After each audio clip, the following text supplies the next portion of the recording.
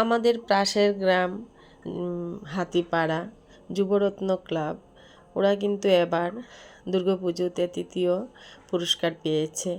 তো আমি সকল কমিটির সকল ভাইদেরকে, বড় দাদাকে, ছোট ছেলেদেরকে সবাইকে ভালোবাসা জানাই ও শুভেচ্ছা রইল তোমাদের জন্য, যাতে সবসময় এরকম মানে প্রাইজ পাওয়া যায় আর এগিয়ে যেতে পারো, তার জন্য অসংখ্য ধন্যবাদও রইল।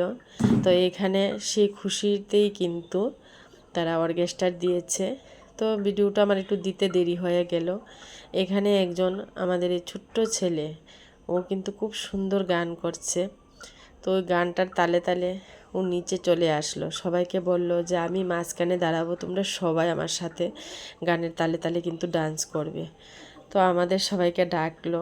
প্রথমে কেউ যেতে রাজি হয়নি, আমি আর আমার বান্ধবী সামনে গেলাম, তখন কিন্তু সবাই চলে আসলো। তখন মানে দেখেও ভালো লাগলো।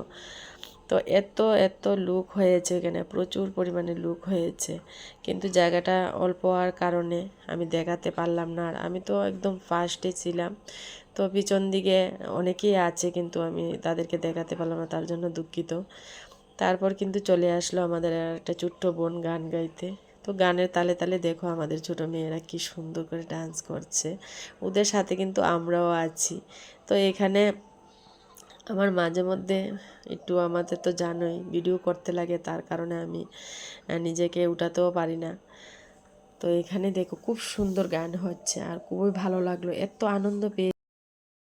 তো ওইখানে যারা গান গাইতে আসলো তারাও কিন্তু চলে আসে আমাদের মাঝখানে গান গাওয়ার জন্য। তো খুবই খুবই সুন্দর, আগামী দিনে যাতে এইরকম করে আমরা আনন্দ করতে পারি।